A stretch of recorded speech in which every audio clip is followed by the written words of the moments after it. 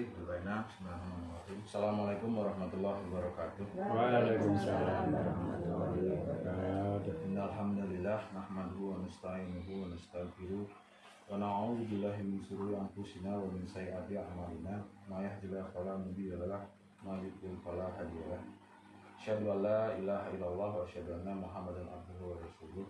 Allahumma shalli ala Muhammad wa ala ali Muhammad. Kita lanjutkan kembali Bapak dan Ibu sekalian berkenaan dengan materi masih tentang Ma'rifatul Quran atau Quran. Jadi kemarin skemanya masih ingat ya, Allah, Al-Alim, Al-Quran.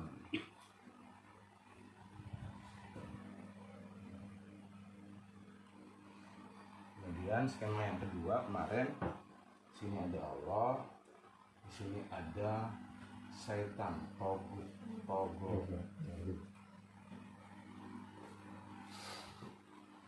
Nah, kesempatan ini kita akan bahas tentang bahaya kita meninggalkan Al-Quran. Jadi kalau kemarin kita sudah tahu apa fungsinya, bagaimana perangnya, maka pada siang ini kita akan bahas tentang kalau kita melupakan Al-Quran. Berarti kalau menurut skema yang di sini, Al-Qurannya tidak dipakai sebagai pedoman hidup. Al-Qurannya tidak dipakai sebagai hukum. Al-Qurannya tidak dipakai sebagai petunjuk, pembeda, dan yang lain sebagainya. Maka itu ada konsekuensi, ada resikonya. Nah, sekarang yang pertama, resiko dari tidak digunakannya Al-Quran, Allah mengatakan di dalam surat 4 ayat 60, dolalim mubin, kesesatan yang nyata. Surat 4 ayat 60. Yang baca Qurannya silakan. Surat 4 ayat 60 silakan. Tidaklah engkau Muhammad memperhatikan orang-orang yang mengaku bahwa mereka telah beriman kepada apa yang diturunkan kepadamu dan kepada apa yang diturunkan sebelumnya, tetapi mereka masih menginginkan ketetapan hukum kepada Tauhid, padahal mereka telah diperintahkan untuk mengingkari Tauhid itu. Dan setan bermaksud menyesatkan mereka dengan kesesatan yang sejauh-jauhnya. Jadi kalau menurut ayat itu dikatakan kesesatan yang sejauhnya atau dolalim mubin. Kenapa? Karena Allah telah memberikan petunjuk. Tapi kemudian orang itu ingin mengambil atau katakanlah berhukum atau katakanlah mengikuti apa-apa yang disampaikan oleh setan. Maka kita nanti akan bisa membedakan bahwa apa yang diturunkan Allah itu namanya wahyu. Apa yang diajarkan setan namanya hawahu. Ini adalah lawannya. Wahyu itu apa-apa yang diturunkan oleh Allah, menjadikan itu sebagai petunjuk di dalam kita menjalani kehidupan di dunia ini. Kalau hawahu itu apa-apa yang disampaikan oleh setan untuk menggoda manusia sehingga tidak mengikuti Allah gitu. Saya ambilkan satu cerita atau katakanlah satu contoh. Ketika itu Adam dan Hawa tinggal di surganya Allah. Kemudian Allah bilang, kamu silahkan tinggal di surga ini, kemudian kamu nikmati semua fasilitasnya dan seterusnya. Tapi ada satu yang tidak boleh katanya gitu. Jangan kamu dekati pohon, dikatakan sajaroh ya dikatakan. Jadi jangan kamu dekati pohon ini. Nah, disitulah kemudian yang namanya setan itu menggoda Adam, menggoda Hawa untuk kemudian mendekati, bahkan kemudian selanjutnya adalah memakan. Itu implementasi dari surat 4 ayat 60 itu begitu. Jadi dia meninggalkan apa yang diperintahkan oleh Allah, kemudian dia mengambil apa yang disuruh oleh setan. Sehingga akhirnya terjadilah bahwa Adam dan Hawa itu melanggar larangan Allah kan. Larangannya itu dilanggar. Nah, kalau begitu berarti ya Adam dan Hawa pada saat itu adalah merupakan bala tentaranya setan. Sehingga yang terjadi apa? Yang terjadi kemudian diusir diusir dari surganya. Efek daripada kita tidak menggunakan Quran itu nanti sama, bahwa kemudian manusia yang tidak menggunakan pedoman dari Allah, dia akan mengalami banyak hal ini. Sempit dadanya, kehidupannya sulit, mata hatinya buta, hatinya keras, dia zolim, sahabatnya setan, dan itu nanti efeknya seperti itu. Jadi kalau kemarin kita membahas tentang bagaimana kita membaca Quran gitu kan, kemudian kita membahas bahwa Quran itu sebagai panduan hidup kita gitu. Nah kalau kita tidak pakai, maka nanti akan seperti ini hasilnya. Sama seperti Adam dan Hawa, ketika dia melanggar larangan Allah, diusir dia dari surganya Allah. Padahal di surga itu sudah ada semuanya tuh. Kenikmatan, kebahagiaan, semuanya ada. Begitu dia diusir ke dunia, hilang semua itu kenikmatannya. Makanya kita coba pahami kembali bahwa menggunakan aturan Allah itu adalah untuk kepentingan kita, bukan untuk kepentingannya Allah. Jangan dibalik. Aku sholat itu bukan untuk kepentingan kita, tapi seakan-akan itu adalah merupakan satu gugur kewajiban. Itu bukan, itu kepentingan kita. Kalau kita melaksanakan perintah Allah, maka nanti kita akan mendapatkan kebahagiaan. Itu pasti itu. Orang menegakkan sholat malam itu akan mendapatkan kebahagiaan dari sholat malamnya itu. Coba aja dirasakan namanya manisnya iman itu kan dari situ. Orang yang tidak pernah sholat malam tidak bisa merasakan manisnya iman. Orang yang biasa baca Al-Quran, tadarus, memahami maknanya, berakrab-akrab dengan itu akan merasakan nikmatnya membaca Quran. Akan merasakan hatinya tenang. Tapi orang yang tidak pernah baca Quran, dia nggak tahu rasanya orang baca Quran itu seperti apa, kenikmatannya apa, nggak ngerti gitu. Oleh karena itu, dengan dasar daripada surat 460 itu kita jadi paham, oh kalau begitu pastilah yang namanya setan itu selalu mengajak-ajak kita untuk menjauh daripada apa yang diperintahkan oleh selain apa, dalam diri manusia itu ada yang namanya hawa nafsu.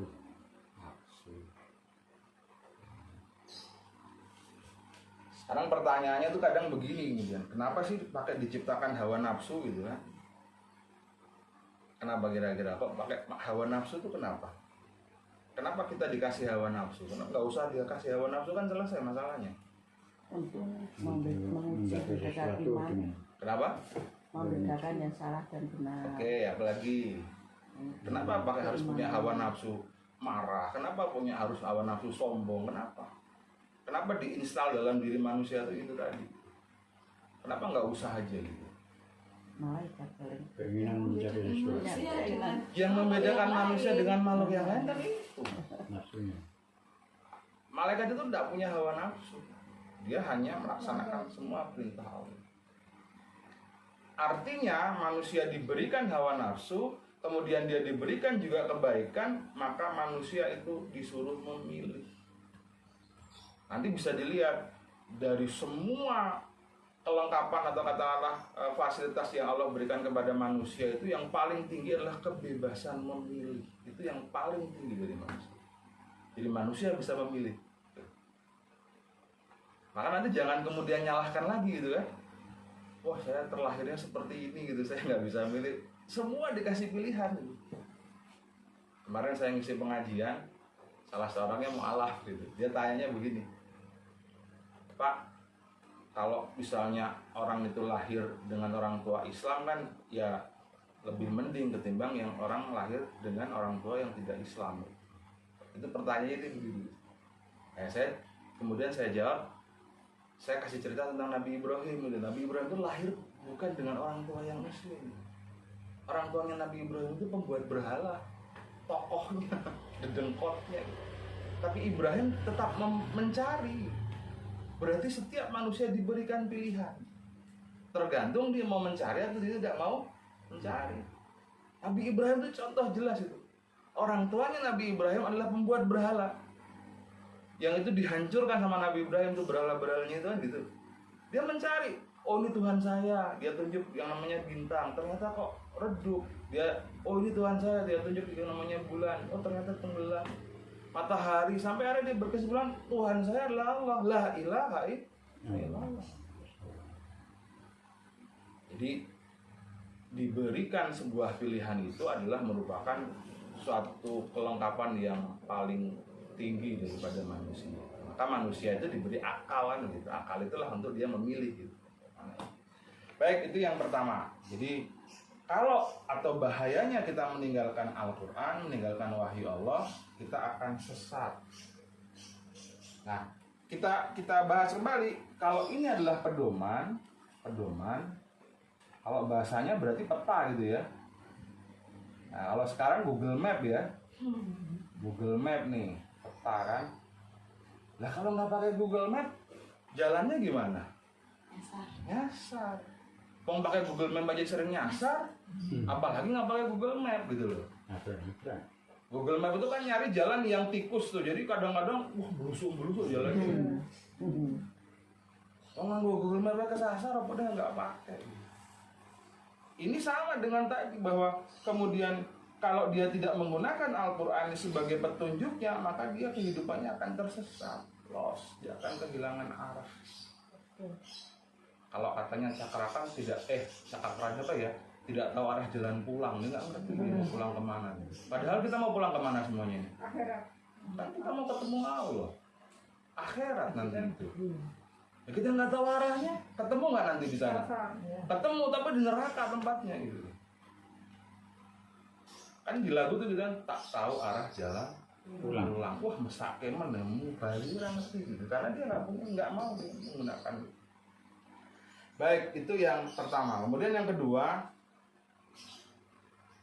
dada yang sempit dada. Surat 6 ayat 125.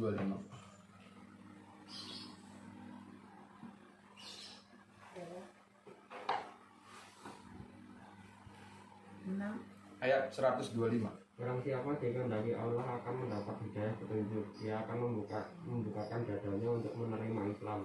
Dan barang siapa dikehendakinya menjadi sesat, dia jadikan dadanya sempit dan rusak, seakan-akan dia sedang mendaki ke langit. Demikian Allah menimpakan siksa kepada orang-orang yang beriman. Itu kalau kita baca sekilas, Mas, seakan-akan hidayah itu ya kan, itu diberikan kepada orang tertentu dan orang lain tidak diberikan hidayah kan begitu. Tapi coba dibaca kalimat yang terakhir itu tadi. Demikian Allah menimpakan siksa kepada orang-orang yang tidak beriman. Berarti kan gara-gara apa dia tidak dapat hidayah? Tidak memilih. Karena dia tidak beriman, karena dia memilih untuk tidak beriman kepada Allah, maka nggak dapat hidayah dia gitu. Jadi seringkali persepsi tentang hidayah itu salah. Persepsinya adalah bahwa itu pemberian, given gitu. Memang betul Allah yang memberikan, tetapi itu ada hukum sebab akibat. Hidayah itu kalau kemudian tidak kita songsong, sama seperti rezeki gitu loh. Rezeki itu sudah disediain. Tapi kemudian kalau dia tidak menyongsong rezeki, ya nggak dapat dia rezekinya itu. Sama kan tadi Mas Gani dibaca ya kalimat yang terakhir itu. Allah menimpakan itu karena dia tidak beriman sama Allah. Karena dia tidak mau menggunakan Al-Quran petunjuknya gitu loh. Dia sudah tahu, dia sudah baca, tapi dia nggak mengimani, ya sama saja. Jadi kalau ilustrasinya orang beriman itu kan gini, di musim kemarau ke lapangan minta sholat hujan, harus bawa payung lah, itu imannya nanti gitu. Soalnya dia yakin pasti akan diberi. Jadi ilustrasinya sampai itu. Nah, sedangkan orang yang kemudian memilih tidak menggunakan petunjuknya Allah, dikatakan Allah dadanya jadi sempit. Sekarang bisa ada yang kasih contoh nggak? Sempit dada tuh seperti apa? Membayangkannya atau mengilustrasikannya? Bukan jiwa. Penyakit apa? Hati. Penyakit hati ya.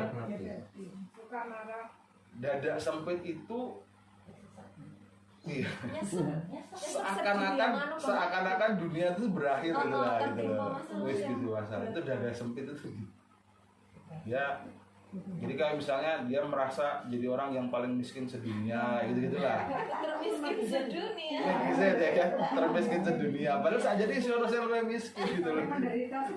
Penderitaannya sedunia wes paling ampuh gitu kan. Lalu liane sing lebih menderita itu kan dia sebut itu kayak gitu. Sampai dada. Iya. Kenapa? Karena dia tidak pakai Al-Quran, karena dia pakai hawahunya, karena dia pakai hawa nafsunya. Makanya kalau ada orang itu sedang menghadapi satu permasalahan gitu ya, sebenarnya yang harus diperhatikan betul adalah bagaimana sikap dia menghadapi permasalahan itu gitu. Itu yang paling penting gitu. Karena masalah nggak mungkin dihindarin, masalah pasti akan ada. Orang hidup kok, orang bergerak kok, kan begitu. Tinggal kemudian bagaimana dia mensikapinya. Makanya Allah ngajarinnya begini, kalau kamu tertimpa musibah, innalillahi, itu kan Allah ngajarin kayak begitu. Kamu akan ditimpa dengan sedikit, coba dibuka ayo 2155 itu nanti kita lihat. Masalah itu pasti akan ada dan bagi semua orang loh ya. Jangan dikira masalah hanya menimpa diri kita sendiri gitu.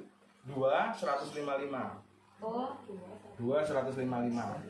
tak kira itu satu. Dan kami pasti akan menguji kamu dengan sedikit ketakutan, kelaparan, kekurangan harta, jiwa, dan buah-buahan. Stop sampai di situ.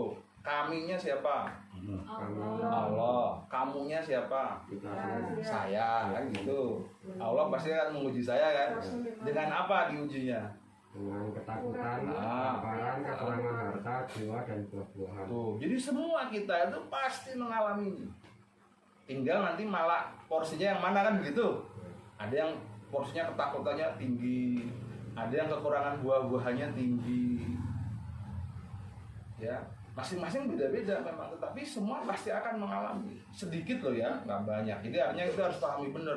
Orang kena masalah itu ya tetap saja nanti pasti akan ada solusinya karena Allah kan kasih sedikit itu untuk menguji itu.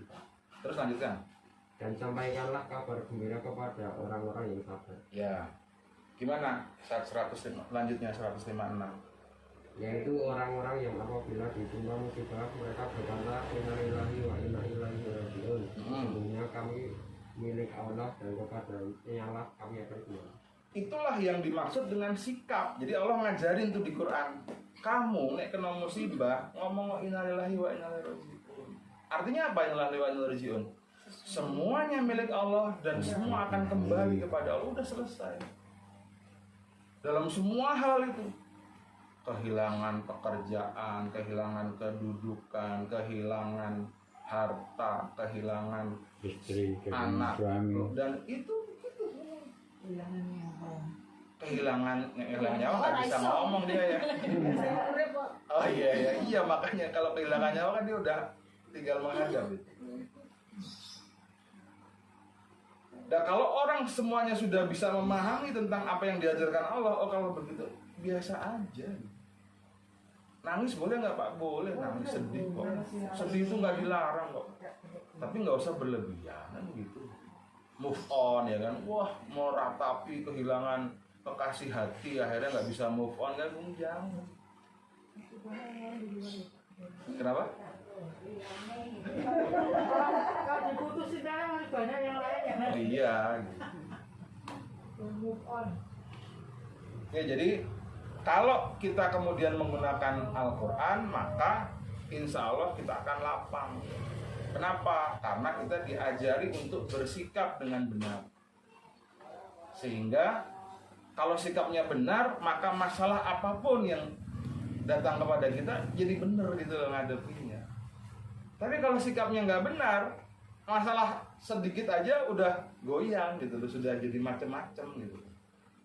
Maka kan berarti ini, oh kalau begitu Quran itu asifah itu menyembuhkan kan ya, ada obat ya hatinya. Jadi siap dia, kuat dia.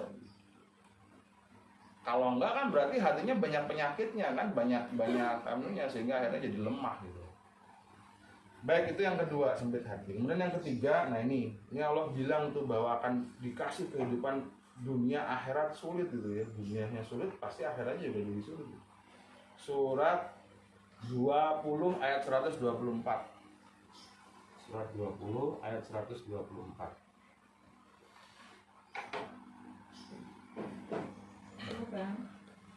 Dan barang siapa berpaling dari peringatanku, maka sungguh dia akan menjalani kehidupan yang sempit dan kami akan mengumpulkannya pada hari kiamat dalam keadaan susah. Ya kan? Jadi dunianya susah, peliharanya nanti juga susah. Kalau kita tidak menggunakan Quran sebagai pedoman hidup kita.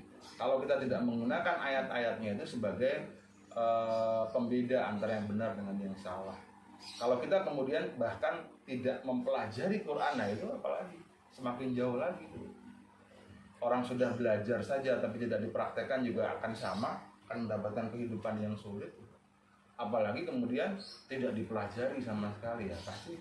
Kemudian kalau ditanya lah, kamu dasarnya menghadapi itu seperti apa, ya semau saya kan aja.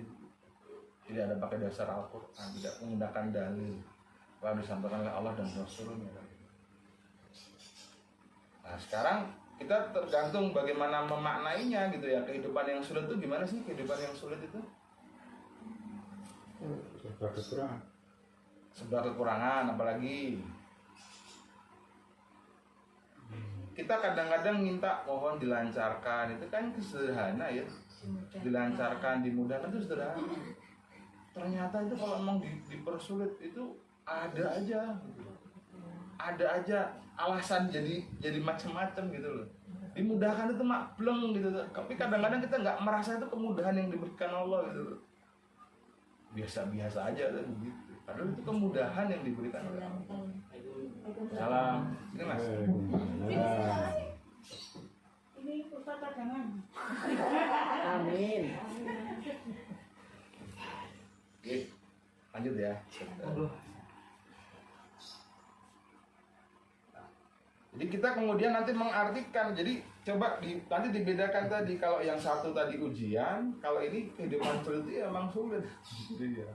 Kalau ujian itu nanti dia akan ada jalan keluarnya, itu bedanya gitu. Kayak orang naik kelas tuh loh, naik kelas kan walaupun sulit ujiannya, tapi kan dia naik gitu loh. Terus naik lagi kan gitu, itu naik kelas. Tapi kalau kehidupan sulit itu hidupnya bundet itu. Mengapaan aja mesti ada ini, mesti mentok kehidupan itu. Nah, makanya kalau kita katakanlah dalam kehidupan kita nemuin yang begitu gitu kan, rumah sana ini apes terus apa, kita coba cek kali-kali kita meninggalkan apa yang diperintahkan Allah dalam Quran. Ada hal-hal yang kita langgar, larangannya kita langgar kan gitu. Ternyata misalnya kemudian cara mendapatkan rezekinya dari cara yang tidak halal, itu hati-hati, itu akan berpengaruh nanti. Atau misalnya kemudian cara mendapatkan kedudukannya dengan cara-cara yang juga tidak diridhoi oleh Allah. Nggak kerasa, tapi ternyata itu pasti akan berefek. Atau mungkin ternyata yang secara tidak kelihatan adalah dengan niatan yang tidak benar, kan begitu. Siapa tahu niatnya nggak benar, akan mengalami. Karena apa? Karena di sini sudah semua diajarkan. Lillahi ta'ala semata-mata karena Allah, kan jelas itu. Kita melakukan sesuatu niatnya karena orang lain, kan itu salah itu dia. Bisa ingin mendapatkan pujian, ingin mendapatkan sanjungan, lah itu kan nggak kerasa itu. Kok orang masih ngalem ya misalnya gitu, wah itu jadi masalah itu lah. Gue ngopo anu karena Gusti Allah atau karena anu sing ngalem apa orang. Ya, kemudian yang ketiga kehidupan yang sulit. Kemudian yang keempat adalah mata hati kemudian menjadi buta. Mata hati itu menjadi buta. Kita sering mendengar istilah hati nurani ya, nurani. Mata hati itu nurani. Nah kalau ini sudah buta, yang terjadi apa? 22, 46. Surat 22, 46. Kalau ini sudah buta, 46. 22, 46. Maka tidak pernahkah mereka berjalan di bumi sehingga hati akal mereka dapat memahami, telinga mereka dapat mendengar. Ya. Sebenarnya bukan mata itu yang buta, tetapi yang buta ialah hati yang di dalam dada. Iya. Sekarang contohnya sangat mudah. Kalau kita mau melakukan sesuatu yang tidak benar, ada tidak yang mengingatkan kita? Itu coba didengerin. Kalau kita mau melakukan sesuatu yang nggak benar, ada nggak yang mengingatkan kita? Yang mengingatkan itu suaranya keras apa kecil? Hah? kecil kan? Nah, kalau kita kemudian semakin hari semakin biasa, itu maka semakin kecil, jadi kecil banget itu suaranya. Kalau pertama kali melakukan pelanggaran, itu masih besar suaranya. Cuman kita tetap aja ngekatan begitu. Nah, nanti suara itu semakin kecil, semakin nggak kedengeran, mata hatinya jadi buta itu, hatinya menjadi buta. Sudah tidak ada cahaya karena di situ. Maka ada sebuah hadis Rasulullah mengatakan ada segumpal daging yang kalau dia itu baik maka baik semua. Itulah hati. Itulah kolbun. Dan kolbun ini kata-kata dasarnya kolbu itu bolak-balik. Memang dia gampang sekali berubah gitu. Esok dele, sore tempe gitu. Esok tempe, sore dele itu bolak-balik terus itu semuanya. Nggak usah sehari, sekian menit pun bisa berubah itu yang namanya kolbu. Bisa Pak esok tempe sore tempe gosok Pak. Oh, tempe gosok ya. Oke. Sampai kan